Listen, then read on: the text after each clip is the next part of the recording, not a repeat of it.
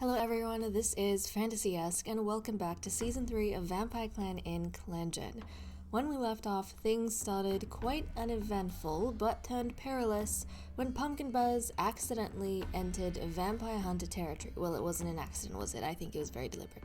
However, as always, she managed the situation expertly and returned with a bountiful catch of prey.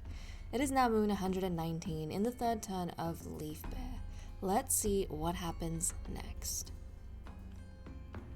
Okay, we have some heavy things in our main events because the fate of the clan has kind of changed very suddenly. So Vampyre Clan has no deputy. Grandmaster Endlessstar faded more and more as the days went by, until one day he was found dead in his nest. The leader has no lives left and has traveled to Star Clan. That's right, guys, it is the end of Endlessstar's fairly brief reign over the vampires. We know ever since the birth of his kittens, he's been very, very obsessed with them and their upbringing. And yes, has been sabotaging the hunters in the background, and I think when I left off in the last episode, I did check off camera, and 2 of those hunter clans were hostile towards us and 1 was neutral. But we were, slowly but surely headed down to a path of war.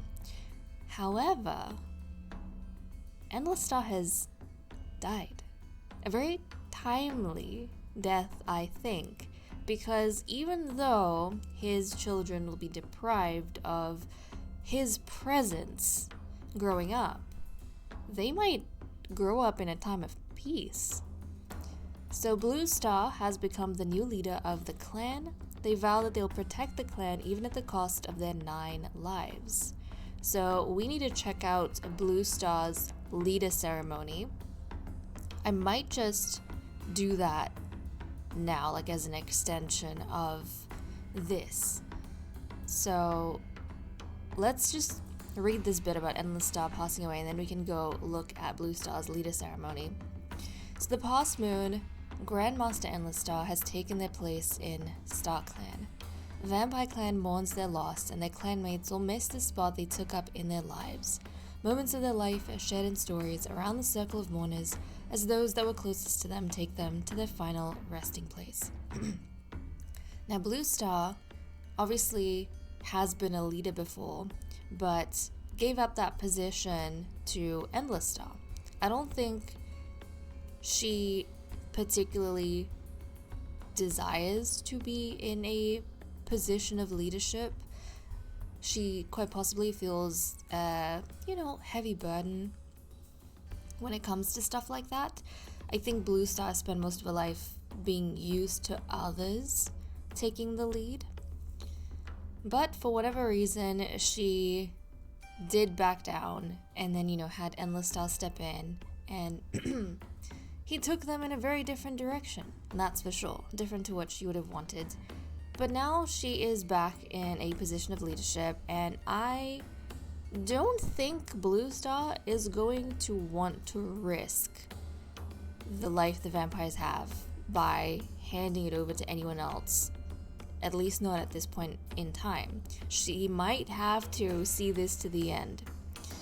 Let's go ahead and see her leader ceremony. Blue Jay leaves to speak with Star Clan. She closes her eyes and is immediately surrounded by her loved ones, friends, and clanmates who have passed on. Stars shine throughout their pelts, and their eyes are warm as they greet the new leader. Owl Feather approaches, a warm smile on her face. She offers a life for patience, whispering to take care of the clan the best she can. Burnleaf can only hope that Blue Jay uses her honeyed words and silver tongue as well as he gives a life for determination.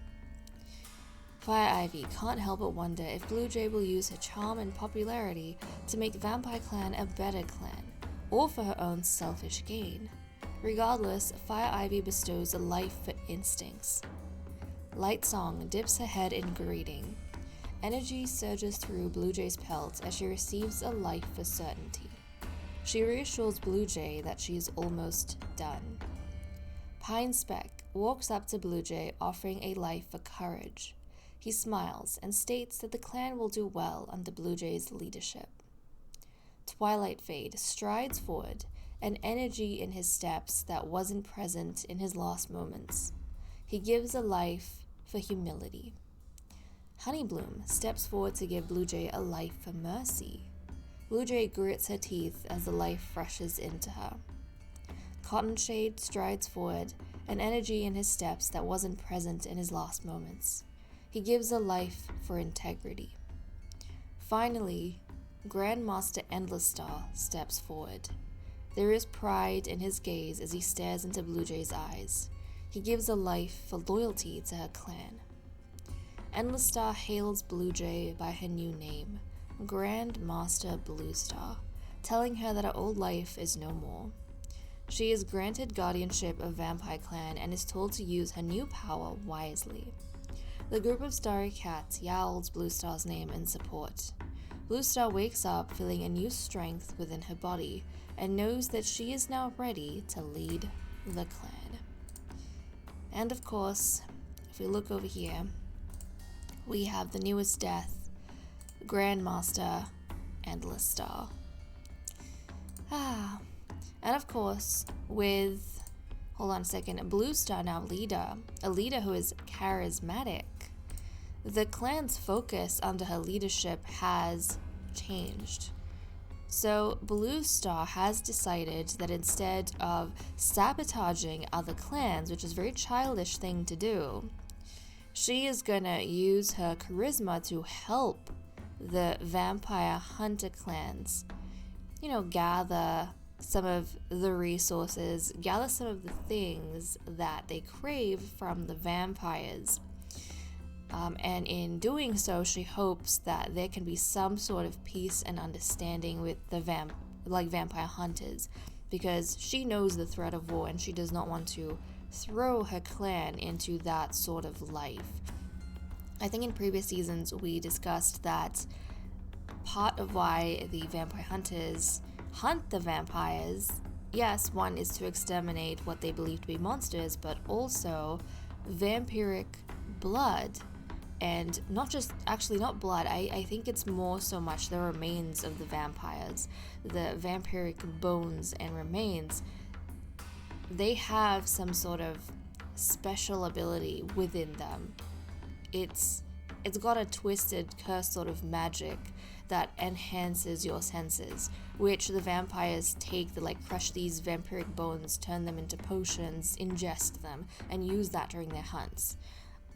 And I think also it gives them, a bit of a high. So with Bluestar, I was about to call Blue Jay, but with Grandmaster Bluestar, she is kind of down to, I think, commit sacrilege of her own, her own ancestors, her own clan members who are deceased, in order to ensure that the living vampires have some semblance of peace, because she's essentially not smuggling but enabling the trade of certain remains of past vampires to be given to the hunters, in order for the hunters to not actively be hunting the current vampires. So it's an interesting place to be, that's for sure. Let's take a look at the Medicine Cat Den. No one in the den is hurt or sick or out of the den or with any minor injuries. In terms of our log, Quiet Flight was given ragwort as treatment for the lost tail. Rosemary was used for Grandmaster Endlessstar's body, and then Quiet Flight could not find any herbs this moon. Now for the relationship events, I wonder what Endlessstar was up to before he passed away. Okay, Blue Jay and Pumpkin Buzz spend some time together and nearly forget what made them upset with one another in the first place. Blue Jay is impressed by Pumpkin Buzz helping others today. Quiet Flight sees Eagle Dawn staring off into the distance. It's kind of creepy. Quiet Flight gets some good advice from Coyote Kid about something trivial. Grandmaster Endlessstar comes up with a plan to sneak out of camp with Sunnyquiver. Bloomrise gives Grandmaster Endlessstar something that he dropped, so he did get to spend some time with his mate and with one of the younger cats. Sunnytail notices that Quiet Flight makes other clanmates laugh more than he does. Sunnytail learns that Pumpkin Buzz is scared of thunder too. Sunnytail confuses Ibis Freckle in a conversation, which I don't think is that great, considering you two are mates. Ibis Freckle points out a constellation to Pumpkin Buzz. Fornest asks Coyote Kit if his fur looks clean. Fornest doesn't think that Sunnyquiver's smile is genuine. Whenever Quiet Flight's name is mentioned, Bloomrise relaxes. Bloomrise is always happy to share a piece of fresh kill with Sunnyquiver. Eagle Dawn asks Ibis Freckle how she's doing. Eagle Dawn and Coyote Kit make each other laugh. Pumpkin Buzz is amazed at how skilled Fornest really is. Sunnyquiver stands up for Ibis Freckle on a border patrol when confronted by another clan. Coyote Kit warns Eagle Dawn about something on the ground so Eagle Dawn doesn't trip. Brown Kit is grateful for something Sunnyquiver did. And now to the cat list. But before we take a look at what everyone is doing for the day, we need to see our loyalties, since we do have a new leader in power who has changed the focus from sabotaging the vampire hunters to helping the vampire hunters. And guys, the clan is very much split. Aside from the leader, we have 8 adult cats who can declare loyalties. Half of them are in support of Bluestar and her policies, and half of them are not. Thankfully, most of the members of the political circle, they understand the need for peace. They understand what Bluestar is getting at and why Bluestar kind of has to sacrifice the bones of their ancestors in order for the living vampires to have a secure life. So those members include Quiet Flight, Master Quiet Flight, Sunnytail, Bloomrise, and Eagle Dawn. Also, we have had obviously a change to the political order because of the new leader coming into power. Quiet Flight is now a master, so Bluestar's second in command. Sunnytail is our Nightstalker, and Ibis Freckle, murderous Ibis Freckle, is the Whisper. I am very concerned for whoever is going to end up getting their relationship whispered by her, but that's where things stand right now. Ibis Freckle, Fornest, Pumpkin Buzz, and Sunnyquiver, they have a very different opinion of Bluestar. They don't believe in making peace with the vampire hunters, and they don't believe in giving away the remains of their ancestors for that peace. Like, what kind of life is it if you have to sacrifice pieces of yourself, and what makes your whole clan a vampiric clan, just to live life as a vegetable?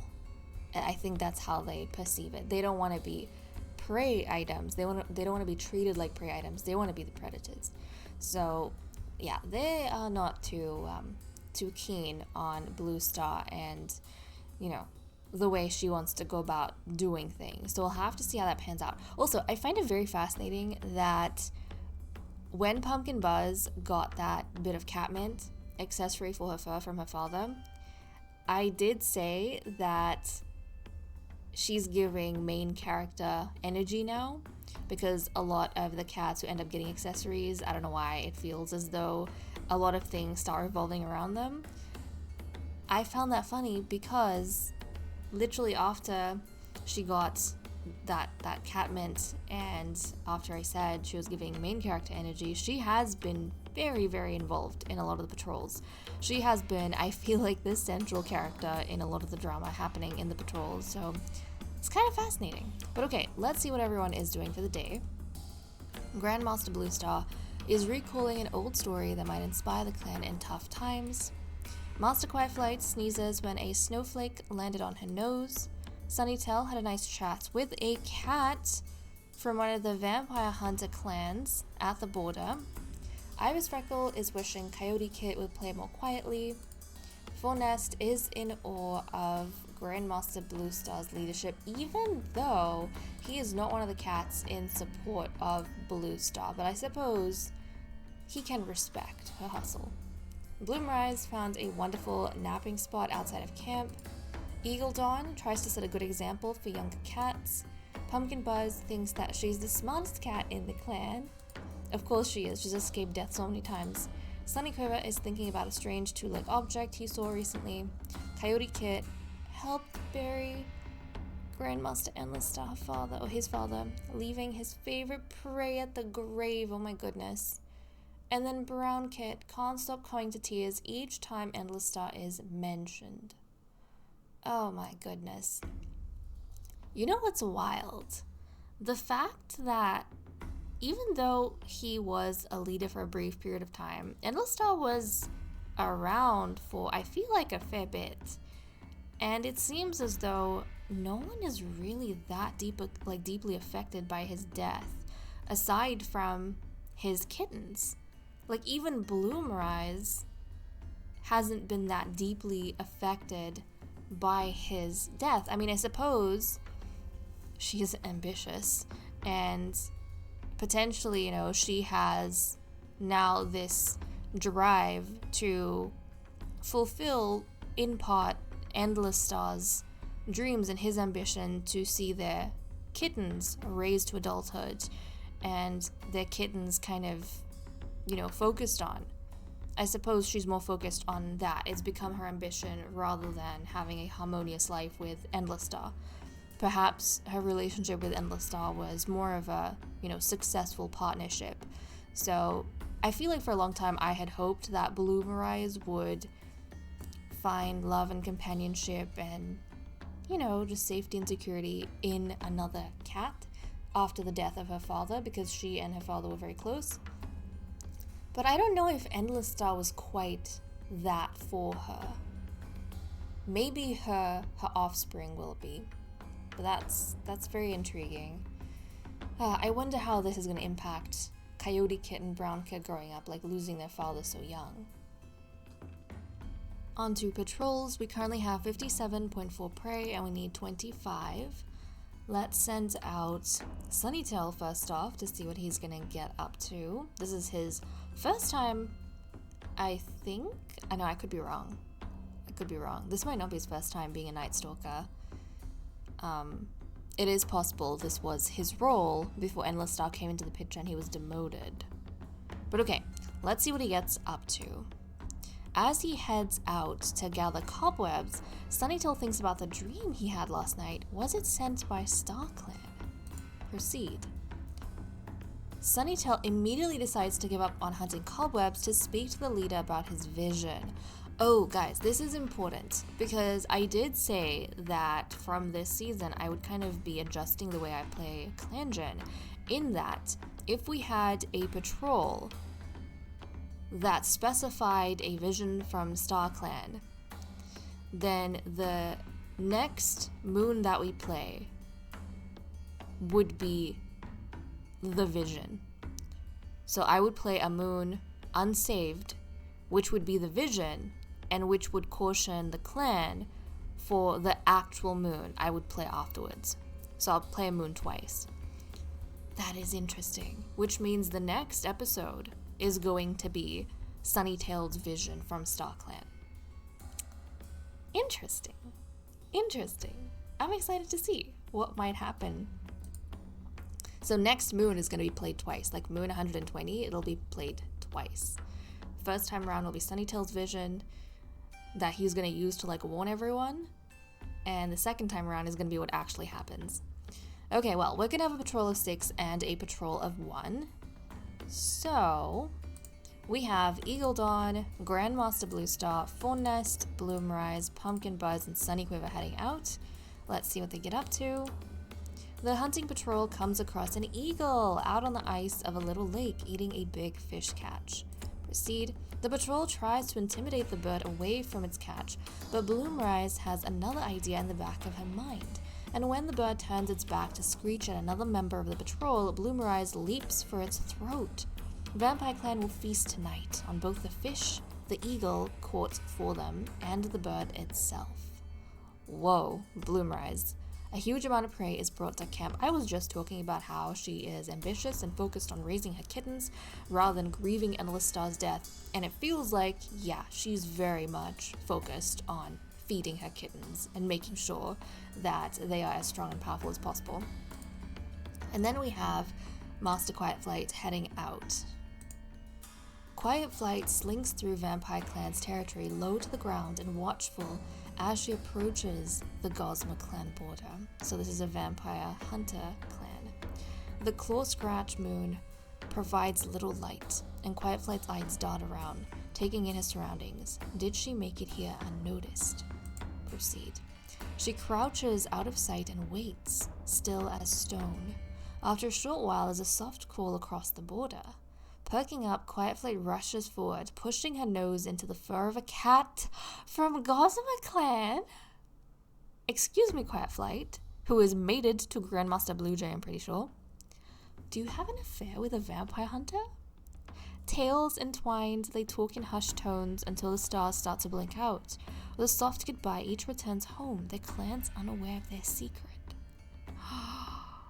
Guys, Quietflight is one of the cats who is in support of peace with the vampire hunters.